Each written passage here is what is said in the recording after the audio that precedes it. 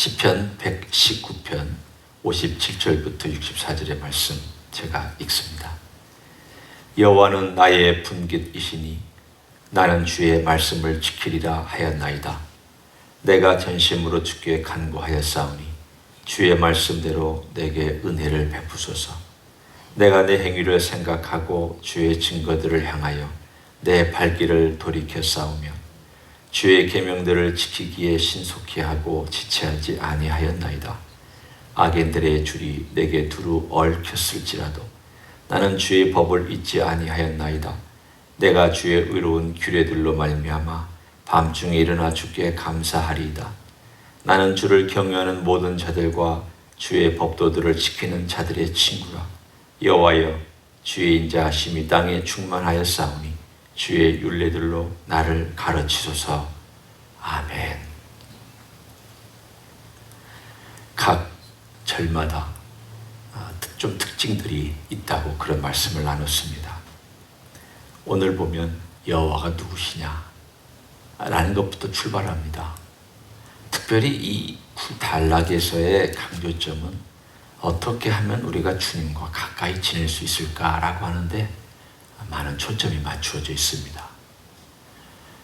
우리는 주님과 가까이 지내는 걸 늘 목표로 삼습니다.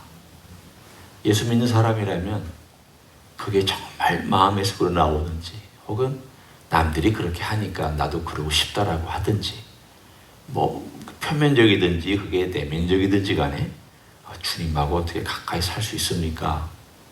이런 질문을 합니다. 그리고 또 알고 싶어 합니다.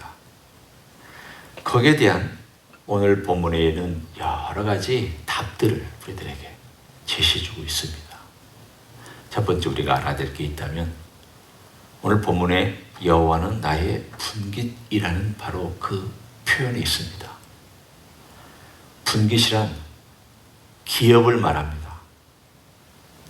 이스라엘 백성이 가나안 땅에 갔을 때 그 가나안 땅에 가서 지파 수대로 가족 수대로 하나님께서 땅을 다 분배해서 나눠줬습니다. 어떤 가정들은 목초지를 받았고 또 어떤 가정들은 밭농사를 할 수 있는 그런 데를 받았습니다. 어떤 가정들은 도시, 그 당시에 도시 해봤자 조그마한 산성이나 조금 비교적 큰 산성이지만 도시 어떤 부분을 받았고 어떤 사람은 촌의 부분들을 받았습니다. 따라서 이 본문에 나와 있는 분깃이라는 단어는 일종의 내가 분배받은 땅이라는 것이 제일 기본적인 뜻입니다. 그럼 땅에서 무엇을 합니까? 땅에서 하는 것 다양하죠. 거기다가 집을 짓고 자식을 낳고 자식을 키우고 예를 들면 내가 밭농사를 지은다고 한다면 그들에게 논농사가 없으니까 밭농사를 지은다고 한다면 씨를 뿌리고 땀 흘리고 수확하고 결실하고 거기서 먹고 그걸 하나님께 예배하고 그것으로 살아가는 모든 것들이 다 내 기업입니다. 따라서 이 기업은 그 당시에 이스라엘 사람들에게 있어서는 삶의 전부입니다. 그 사람들이 특별하게 어디로 여행을 다닙니까? 그 사람들이 무슨 취미 생활이 있어서 어디 멀리 해외로 여행을 다닙니까? 그런 거 없습니다.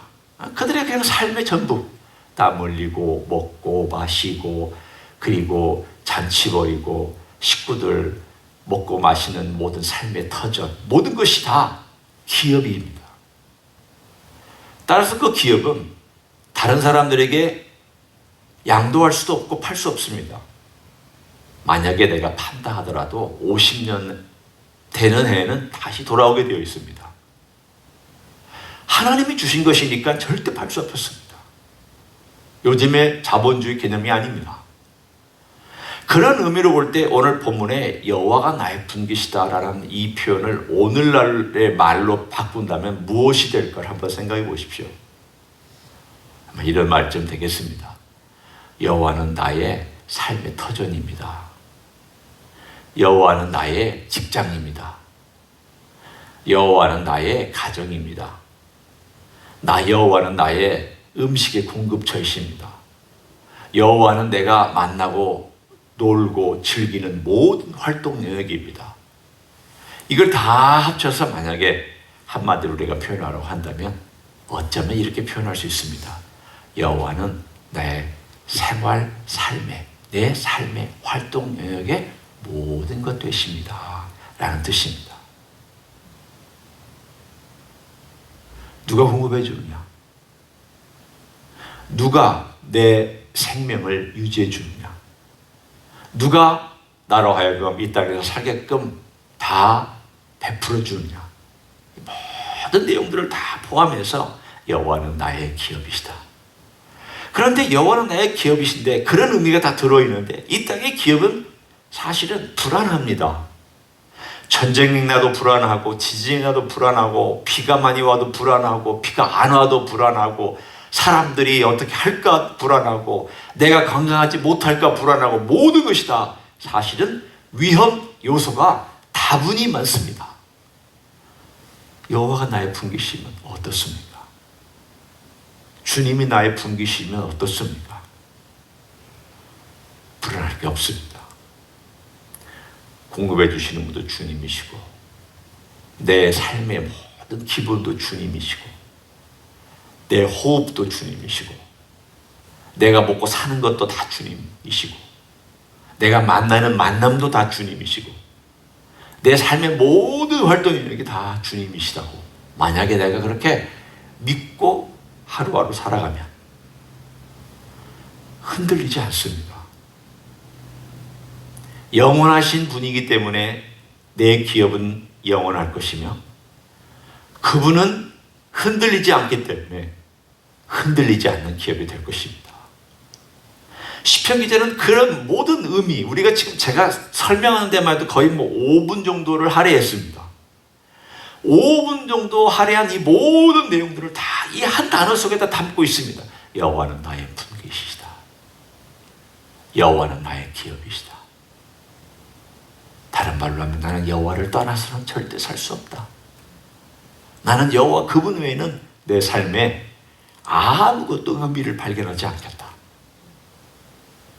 제가 사족을 붙이자면 그런 뜻입니다. 때문에 오늘 이 본문 안에 있는 여호와는 나의 분깃이시다라는 이 표현 속에서는 그의 삶의 모든 고백이 들어있습니다. 사랑한다는 고백, 의지한다는 고백, 기대한다는 고백, 그리고 내가 전적으로 주님만을 생각하면서 살겠다는 고백. 기업이 전부였으니까, 시간을 보내는 전부니까, 내가 밟는 땅이 전부가 내 기업이니까, 그리고 내가 살아가는 시간이 전부가 기업과 관계되어 있으니까, 오늘날로 따지면 내가 오늘 활동하는 시간의 대부분을 주님과 함께 보내는 거랑 마찬가지고, 내가 밟는 걸어다니는 땅의 대부분의 땅들이 다 주님과 함께 걷는 것이고, 내 활동하는 삶의 모든 영역들이 다 주님이라고 고백하는 거하고 똑같은 고백입니다. 우리는 그렇게 못하잖아요. 오늘 우리의 삶 가운데서 그렇게 우리가 고백하기를 원한다면, 제가 우리 젊은 청년들하고 주일 오후에 성경 공부를 하는데 그 중에 한 아이가 이런 고백을 했습니다. 귀한 고백이에요. 청년인데 어떻게 기도 생활하니? 그랬더니 아침에 일어나는 순간부터 자기가 기도한다는 거예요. 그래서 어떻게 기도하니? 그랬더니 하나님 오늘 하루 잘 부탁합니다. 그리고 일어난다는 거예요. 그래서 제가 참 잘했다.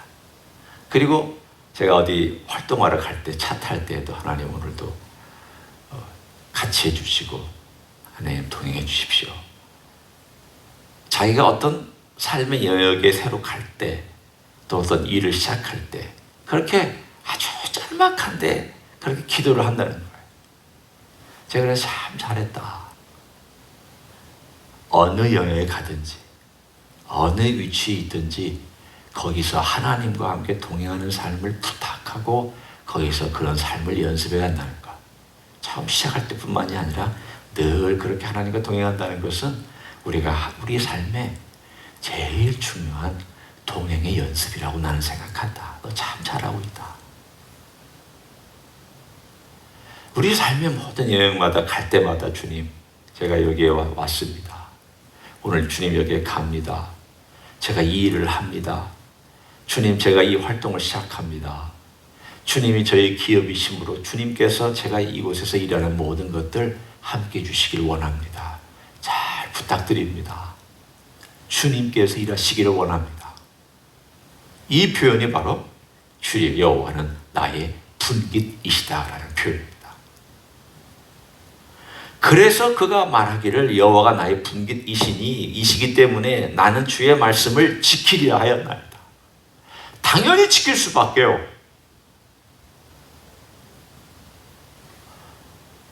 지켜야 내가 먹고 사는데 안 지키면 먹고 살지 못한다고 생각해 보십시오. 내가 밖에 나가서 일해야 먹고 살고 내가 땀 흘려야 먹고 살고 내가 열심히 수고해야 먹고 산다고. 이 기업이잖아요. 여러분, 기업이면 내가 땀 흘려야 됩니다. 내가 일구어야 됩니다. 내가 신경 써야 됩니다. 내가 마음을 둬야 됩니다. 여호와가 나의 기업이면 여호와께 마음을 두겠죠. 내가 물론 여호와를 위해서 무슨 농작물을 짓는다는 그런 건 아니지만 여호와께 집중하고 여호와께 시간을 보내고 그분과 함께 내가 뭘 할지를 고민하고 내가 거기에 신경을 쓴다는 그런 표현 당연히 들어가죠. 그렇기 때문에 내가 주의 말씀을 지킨다는 것이 그 다음 당연한 수순으로 다가옵니다. 하나님이 공급자시니까 하나님께 집중합니다.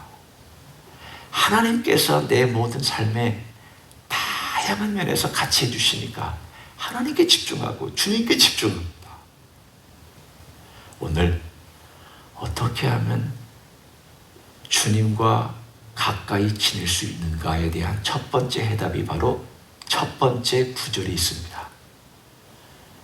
여호와께서 주님께서 나의 모든 것, 삶의 모든 것 되신다는 것을 삶의 영역의 구체적인 순간마다 인정하고 기대하고 의지하고 살아가면 너는 하나님을 말씀을 지키려고 할 것이다. 그게 네 생명줄이니까. 그게 너의 영적인 삶의 모든 거니까. 네가 그렇게 하지 않으면 못 사니까. 사슴이 시냇물을 사모하듯 목마른 사슴이 시냇물을 갈급해하듯 네가 그렇게 살 것이다 라는 당연한 논리입니다. 왜 우리가 하나님의 말씀을 안 지킬까? 왜 하나님의 말씀에 대해서 신경 안 쓰고 살까? 하나님이 누구신지 모르고 하나님이 내 생명의 공급처라는 걸 잘 모르니까 그런 거죠. 내가 그분 떠나면 죽을 것이다 라는 것을 모르니까 의지하지 않는 것이죠. 내가 그분 떠나면 죽는다라는 것이 만약에 절실하게 느껴진다면 어떻게 의지하지 않고 살겠습니까? 어떻게 하나님 말씀을 안 듣고 살겠습니까? 어떻게 하나님을 내가 바라보지 않고 살 수 있겠습니까? 이 한 절 속에 많은 이야기를 담고 있습니다. 걱정하지 마십시오. 우리 주님은 영원하고 크신 분이기 때문에 여러분이 주님은 나의 기업입니다. 그리고 저 사람도 주님은 나의 기업입니다. 동일한 기업이잖아요. 그렇지만 주님은 너무 무한하시고 너무 크셔서 여러분의 기업이 돼도 부족함이 없고 저의 기업이 돼도 부족함이 없고 모든 성도들의 기업이 돼도 전혀 부족함이 없어요. 그분은 무한하시고 그분은 영원하시고 그분은 풍성하시기 때문에 우리에게 넉넉히 주셔도 그분은 또 남고 남을 그런 분인 줄로 믿습니다. 그런 분에게 우리가 손을 벌려야죠. 누구에게 가서 우리가 손을 벌립니까? 손 벌릴 때가 따로 있죠. 우리가 인생에 가서 손을 벌립니까? 권력 앞에서 손을 벌립니까? 유리하게 해주는 어떤 사람들 앞에 가서 손을 벌립니까?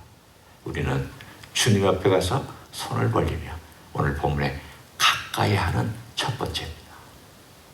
두 번째, 오늘 만약에 볼 수 있다면 주님을 어떻게 하면 가까이 할 수 있습니까?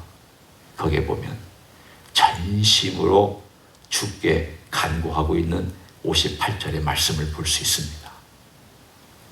오늘 우리가 여기까지 읽은 가운데 전심이란 표현이 여러 번 등장합니다. 한번 어디 나오는지 제가 짚을 테니까 눈으로 보십시오. 2절 한번 보십시오. 앞으로 가서 여호와의 증거들을 지키고 전심으로 여호와를 구하는 자는 복이 있도다. 여호와를 구한다라고 되어 있습니다. 10절 보시면 거기에도 전심이 나옵니다. 내가 전심으로 주를 찾았사오니 주의 계명에서 떠나지 말게 하소서. 전심으로 주를 찾았다 이렇게 말씀합니다. 또 34절로 건너가서 봅니다. 나로 하여금 깨닫게 하여 주소서. 내가 주의 법을 준행하며 전심으로 지키리이다. 그리고 오늘 여기 58절에도 내가 전심으로 주께 간구하였사오니, 전심으로라는 이 표현이 군데 등장합니다. 전심으로란 여러분이 아시다시피 나의 온 마음을 다 바쳐서 마음 전체로 전체 마음을 다 거기에 기울여서 오늘 시편 기자가 얘기하는 것은 내가 주를 찾겠습니다. 그리고 전심으로 말씀을 지키겠습니다. 이 두 가지를 다 표현하고 있습니다. 하나는 주를 전심으로 찾는 것과 주의 말씀을 전심으로 지키는 것과 그리고 오늘 여기에 나오는 전심으로 주께 간구하는 것과 이거 뭘 의미해야 합니까? 조금 다른 포인트죠. 기도한다는 뜻입니다. 전심으로 주님을 찾고 전심으로 주께 간구하고 전심으로 주의 말씀을 지키고 생애에 우리 주님을 가까이 하는 법에 대해서 다 얘기해 주고 있습니다. 주님은 우리를 가까이 하시려고 합니다. 그리고 주님이 원하시는 것은 우리 가까이 계시고 싶어 하십니다. 라오디게아 교회에 주님께서 찾아오셔서 말씀하셨습니다. 네가 뜨겁지도 않고 차지도 않다. 그 말은 여러 가지 표현이 가능합니다. 네가 나를 밀어내고 네 마음대로 살고 싶어 하는구나. 그 뜻입니다. 중심에 나를 자리에 모시지 않고 네가 원하는 대로 살아가는 것은 뜨겁지도 않고 차지도 않은 것이다. 뜨거운 것과 찬 건 다 좋은 겁니다.